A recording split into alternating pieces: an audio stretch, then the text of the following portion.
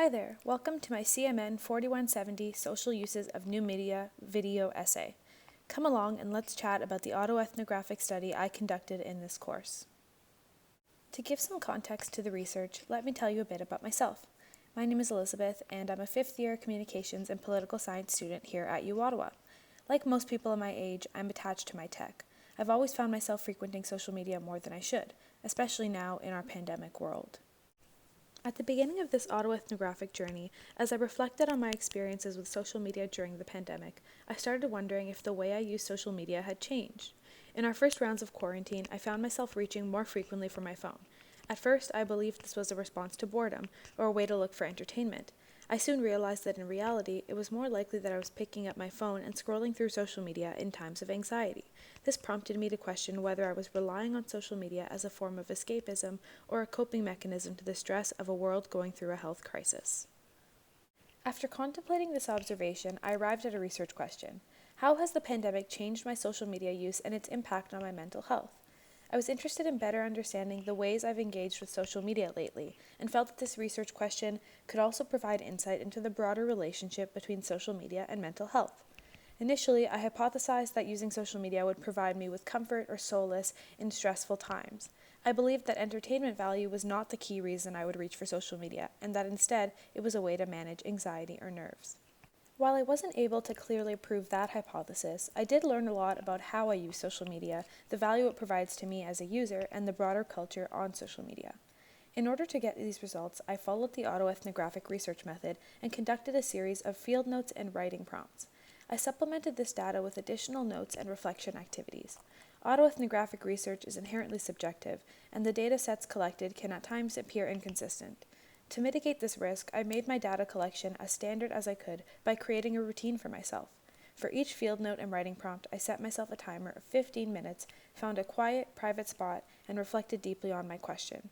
The goal was to provide an honest, genuine, and insightful response to the prompt. A few months later, once I had collected all the data that I needed, I began the coding process. First, I scanned through my dataset and picked out overarching themes, narrowing it down to 6. Next, I printed the field notes out and carefully highlighted key words and codes using a different color for each theme and counting the frequency at which each code appeared. At this stage, I read through the coded document, adding each code and key word or phrase to a Google Sheets table under their assigned category. Once they were all entered in the table, I selected repeated words and highlighted those in a different color. After coding, I was ready to analyze my data. I learned that in the context of the pandemic, I used social media as a space to explore creative ventures like photography. To a lesser extent, I found that I used my social media for entertainment as well as for the pursuit of personal growth and education. Overwhelmingly, though, these uses for social media were all linked to the theme of connection and community. Specifically, I found that my primary use of social media was to engage in communities and groups that share my interests and to replicate the genuine human connection that is missing from our virtual world right now. This was something I somewhat expected to see, but the extent to which this theme appeared in my research was something that I did not anticipate. In terms of my mental health, I was not able to make any conclusions related to how my social media use impacted my mental health, but my research did shed some light on the mental health risk imposed by social media.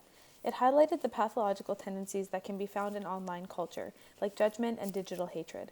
At the same time, I was surprised to find the theme of choice and agency reflected in the data set. On many occasions, there was an overarching or concluding message that while these negative experiences do exist online, they are not the product of the platform itself. Rather, we as users have the choice to create and cultivate a space online that is positive, welcoming, and encouraging to other users. Again, I saw the research tie back into the theme of online communities on social media. This is what makes this autoethnographic research journey so important. By sharing my own personal experience with social media, I'm able to shed some light on the overall cultural experience of social media users, in particular Gen Z and millennial users. This research prompts interesting follow-up questions.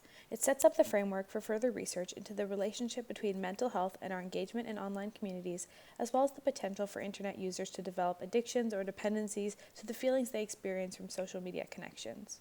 All in all, this experience has provided me with an opportunity to deeply reflect on my relationship with social media. It reminds me that while it's okay to look to social media communities for connection, I shouldn't forget about the genuine human connections I have in my life with my family, friends, and peers. Thanks for joining me on this autoethnographic journey.